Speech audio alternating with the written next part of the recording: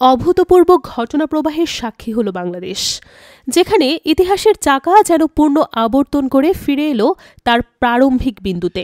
প্রকৃতির অলঙ্ঘনীয় বিধান যা মানুষের মুখে মুখে প্রবাদ হয়ে ফেরে, অন্যের জন্য খাল খুললে সে খালে নাকি নিজেরই পড়তে হয়। এ কথারই যেন জ্বলন্ত উদাহরণ হয়ে ধরা দিল এক সময়ের অপ্রতিরোধ্য অদম্য এক চরিত্র, বাংলাদেশের রাজনৈতিক অঙ্গনের অন্যতম প্রধান ব্যক্তিত্ব শেখ হাসিনা। ভাগ্যের এক নির্মম পরিহাস, যা একই সাথে বিস্ময়কর, মর্মান্তিক, আজ তাকে গ্রাস করেছে। যে দিনটি তার ব্যক্তিগত জীবনে আনন্দ ও স্মৃতির সুতোয় গাঁথা থাকার কথা ছিল, যে দিনটি ছিল তার বিবাহ বার্ষিকী, সেই দিনেই তার কপালে জুটল এক চূড়ান্ত অপরিবর্তনীয় রায়। এ যেন নিয়তির এক নিষ্ঠুর উপহাস, যা ব্যক্তিগত জীবনের উদযাপনের সাথে জড়িয়ে দিল এক চরম বিচারিক দণ্ডাদেশের কালো ছায়া। সেই রায়, যা শুধু একটি বিচারিক ঘোষণাই ছিল না, ছিল যেন এক মহাকাব্যিক সমাপ্তি, যেখানে শেখ হাসিনা পেলেন ওপারে যাওয়ার নির্দেশ, মৃত্যুদণ্ড। মানবতা বিরোধী অপরাধের মতো গুরুতর অভিযোগ, যা রিউড রিজনেবল ডাউট বা যুক্তিসঙ্গত সন্দেহের ঊর্ধ্বে প্রমাণিত হয়েছে, সেই অভিযোগই ট্রাইব্যুনাল এই দণ্ডাদেশ ঘোষণা করেছে। শুধু শেখ হাসিনাই না, তার সাথে অভিযুক্ত হয়েছিলেন আরেক প্রভাবশালী ব্যক্তিত্ব আসাদুজ্জামান খান কামাল। তাকেও এই সর্বোচ্চ সাজা, এই চূড়ান্ত শাস্তি, এই মৃত্যুদণ্ডের ঘোষণা দিয়েছে ট্রাইব্যুনাল। তাদের বিরুদ্ধে আনিত অভিযোগের গভীরতা, তার ভয়াবহতা এতটাই ব্যাপক ছিল যে সমস্ত প্রমাণ ও সাক্ষ্য যাচাই বাছাইয়ের পর বিচারকের আসনে থাকা ব্যক্তিরা আর কোনো দ্বিধাবোধে ভোগেনি। যুক্তির কোষ্ঠী পাথরে সকল সন্দেহ দূর করে তারা এই রায় দিতে বাধ্য হয়েছেন।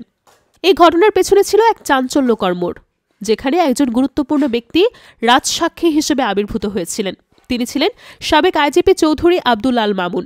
তার জবানবন্দি, তার সাক্ষ্য এই বিচার প্রক্রিয়ায় একটা নতুন মাত্রা যোগ করেছিল। তার রাজসাক্ষী হওয়ার ফলস্বরূপ তার সাজা লঘু করা হয়েছে, তাকে 5 বছরের কারাদণ্ড দেওয়া হয়েছে। এটি হয়তো সেই রূঢ় বাস্তবতা, যেখানে ক্ষমতার করিডোর থেকে উঠে আসা একজন ব্যক্তি, যিনি হয়তো এতদিন ধরে প্রভাবশালী মহলের ছায়াতলে অবস্থান করছিলেন, তিনিই শেষ পর্যন্ত বিচার প্রক্রিয়ার এক গুরুত্বপূর্ণ অংশ হয়ে ওঠেন। শুধু মৃত্যুদণ্ডই নয়, এই রায়ের সাথে আরও কিছু কঠোর নির্দেশনা যুক্ত হয়েছে, যা তাদের অতীতের ক্ষমতা এবং প্রতিপত্তির সমস্ত চিহ্ন মুছে ফেলার জন্য যথেষ্ট। ট্রাইব্যুনাল একই সাথে আদেশ দিয়েছে, শেখ হাসিনা ও আসাদুজ্জামান খান কামালের যাবতীয় সম্পত্তি বাজেয়াপ্ত করা হবে, অর্থাৎ তাদের নামে থাকা সমস্ত সম্পদ, সমস্ত স্থাবর অস্থাবর সম্পত্তি রাষ্ট্রের অধীনে চলে আসবে। এ যেন ক্ষমতার চরম শিখর থেকে পতন, যা কেবল ব্যক্তিগত জীবনকেই নয়, তাদের আর্থিক অস্তিত্বকেও ধুলোয় মিশিয়ে দিয়েছে। এর পাশাপাশি বিচার প্রক্রিয়ার আরেকটি মানবিক দিকও উন্মোচিত হয়েছে, ভিকটিমদের ক্ষতিপূরণ দেওয়ার আদেশ। যারা এই মানবতা বিরোধী অপরাধের শিকার হয়েছেন, যাদের জীবন এই অভিযুক্তদের কার্যকলাপের দ্বারা প্রভাবিত হয়েছে, তাদের জন্য ক্ষতিপূরণের বিধান রাখা হয়েছে। তবে এই রায়ের সবচেয়ে মর্মস্পর্শী এবং ঐতিহাসিক দিকটি নিহিত হয়েছে ট্রাইব্যুনালের নিজস্ব প্রেক্ষাপটে। এই সেই আন্তর্জাতিক অপরাধ ট্রাইব্যুনাল, যা একটা সময় শেখ হাসিনা নিজেই গঠন করেছিলেন। তারই উদ্যোগে, তারই নির্দেশনায় এই ট্রাইব্যুনাল প্রতিষ্ঠা হয়েছিল, যার মাধ্যমে তিনি একের পর এক জামায়াত নেতাদের বিরুদ্ধে তথাকথিত সাজানো রায় কার্যকর করে তাদেরকে শহীদ করেছেন বলে অভিযোগ ছিল। দীর্ঘকাল ধরে এই ট্রাইব্যুনালকে ব্যবহার করে রাজনৈতিক প্রতিপক্ষদের নির্মূল করার একটি হাতিয়ার হিসেবে এর সমালোচনা করা হয়েছে, যা শেখ হাসিনা খুব ভালোভাবেই করেছেন। কিন্তু কালের কি নির্মম পরিহাস, আজ তার নিজের হাতে গড়া সেই ট্রাইব্যুনালে তাকেই সর্বোচ্চ সাজা দেওয়া হলো। হে যেন পাতা ফাঁদেই নিজের ধরা পড়ার একটা চূড়ান্ত উদাহরণ, বিধাতার অদৃশ্য ইশারা, যার ফলে তার সৃষ্ট প্রতিষ্ঠানই তার বিনাশের কারণ হয়ে দাঁড়ালো। এই ট্রাইব্যুনাল, যা একটা সময় তার ক্ষমতা ও কর্তৃত্বের প্রতীক ছিল, আজ তা তার চূড়ান্ত পতন এবং পরাজয়ের স্মারক হয়ে রইল। একটি জিনিস খেয়াল করুন, যা এই পুরো ঘটনা প্রবাহকে আরও নাটকীয় করে তুলেছে। শেখ হাসিনার ভাষায় যারা রাজাকার ছিল, যারা তার মতে পাকিস্তানের দালাল ছিল, তারা কিন্তু ভয় পেয়ে পালায়নি। নিজামী, মুজাহিদ, সাইদি, গোলাম আজম, কাদের মোল্লা, এটিএম আজহার, এই সব নামগুলো একটা সময় বাংলাদেশের রাজনৈতিক বিতর্কের কেন্দ্রবিন্দুতে ছিল। তাদের বিরুদ্ধে ভয়াবহ অভিযোগ আনা হয়েছিল, তাদেরকে সমাজের চোখে ঘৃণিত রাজাকার হিসেবে চিহ্নিত করা হয়েছিল। কিন্তু আশ্চর্যজনকভাবে তাদের কেউই বিচার প্রক্রিয়া থেকে পালিয়ে যাননি। তারা মাথা উঁচু করে নিজেদের অবস্থানে অটল থেকে বিচার প্রক্রিয়ার মুখোমুখি হয়েছেন, মেনে নিয়েছেন। মীর কাসেম আলী মিন্টু তো আরও এক ধাপ এগিয়ে গিয়েছিলেন। তিনি বিদেশ থেকে দেশে ফিরে এসেছিলেন শুধু বিচার কার্যে যোগ দেওয়ার জন্য। এ যেন এক অপ্রত্যাশিত সাহস, এক অকুতোভয় অকল্পনীয় দৃঢ়তা, যা চরম প্রতিকূলতার মাঝেও মাথা উঁচু করে দাঁড়ানোর একটা দৃষ্টান্ত স্থাপন করেছে। তারা সবাই একে একে শহীদ হলেন, কারাবরণ করলেন, তাদেরকে ফাঁসিতে ঝোলানো হলো বা দীর্ঘ কারাদণ্ড দেয়া হলো, কিন্তু তারা কেউই আপোষ করলেন না। তারা নিজেদের অবস্থানে থেকে এক চুলও নড়লেন না, মাথা পেতে নিলেন অন্যায়কে। অন্যদিকে বঙ্গবন্ধু কন্যা শেখ হাসিনা, যিনি একসময় দেশপ্রেমিক নেত্রী, মুক্তিযুদ্ধের পক্ষের শক্তি এবং দেশের জন্য কত ভালোবাসার প্রতীক হিসেবে নিজেকে তুলে ধরেছিলেন, তার বর্তমান চিত্রটি সম্পূর্ণ ভিন্ন। এতই ভালোবাসা যে যখন নিজের স্বচ্ছ বিচার কার্য হলো, যা আবার টেলিভিশনে সরাসরি সম্প্রচারিত হচ্ছিল, তার মুখোমুখি হওয়ার পালা এলো, তখনই তার মধ্যে সেই সাহস দেখা গেল না। এই দৃশ্যটি একটা তীব্র সমালোচনার জন্ম দিয়েছে। কিভাবে একজন কথিত দেশপ্রেমিক নেত্রী নিজের দেশকে পেছনে ফেলে পালিয়ে যেতে পারেন, যখন তাকে তারই সৃষ্ট বিচার ব্যবস্থার মুখোমুখি হতে হচ্ছে?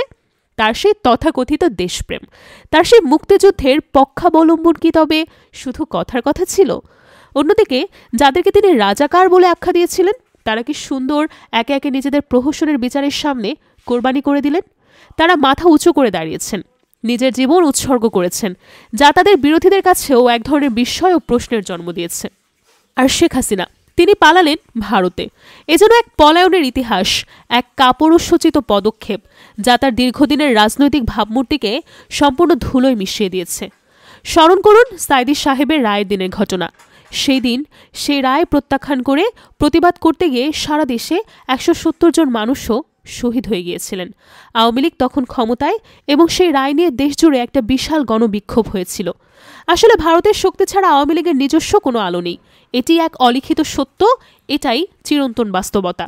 তবে ঐতিহাসিক রায়ের পেছনে বলতে গেলে সবচেয়ে বেশি অবদান ছিল জামায়াত নেতাদের, একসময়ের আইনজীবী অকুতোভয় অ্যাডভোকেট তাজুল ইসলামের। আরেকজনের কথা না বললেই নয়, যিনি এই বিচার প্রক্রিয়ায় এক গুরুত্বপূর্ণ ভূমিকা পালন করেছেন। তিনি হলেন নাবির আইজিস। এই দুজন, অর্থাৎ নাবিলা এবং তাজুল ইসলাম, তাদের নাম ইতিহাসের পাতায় চিরস্থায়ী হয়ে থাকবে, কারণ তাদের সম্মিলিত প্রচেষ্টা এবং দৃঢ়তাই আজ এই ঐতিহাসিক রায়ের ভিত্তি স্থাপন করেছে। এই তাজুল ইসলামী আজ থেকে প্রায় ১২ বছর আগে ট্রাইব্যুনাল নিয়ে এক ভবিষ্যৎবাণী করেছিলেন।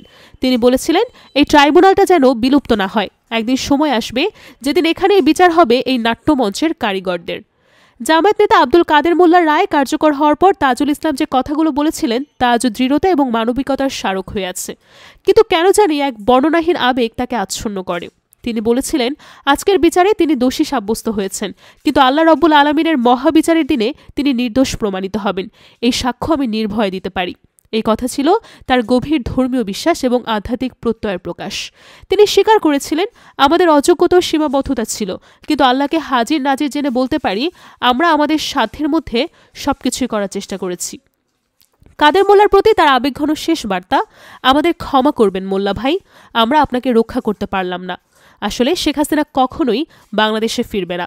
এই পলায়নের মধ্য দিয়ে তার রাজনৈতিক জীবনের একটা নতুন অধ্যায় উন্মোচিত হয়েছে, যা সম্ভবত তার চিরস্থায়ী নির্বাসনের পূর্বাভাস। দর্শক, আপনার কি মনে হয় এই ঐতিহাসিক ঘটনা প্রবাহ নিয়ে, এই রায় এবং এর পেছনের কারণগুলো সম্পর্কে আপনার নিজস্ব মতামতটা কি? এই পুরো বিচার প্রক্রিয়ার নৈতিকতা এবং এর রাজনৈতিক প্রভাব সম্পর্কে আপনার বিশ্লেষণ কি? কমেন্টের ঘরে আপনার মূল্যবান মতামত জানিয়ে আমাদের সাথে যুক্ত থাকুন। আর এই চ্যানেলে নতুন হয়ে থাকলে অবশ্যই সাবস্ক্রাইব করে বেল আইকনটি বাজিয়ে রাখুন। ধন্যবাদ সঙ্গে থাকার জন্য।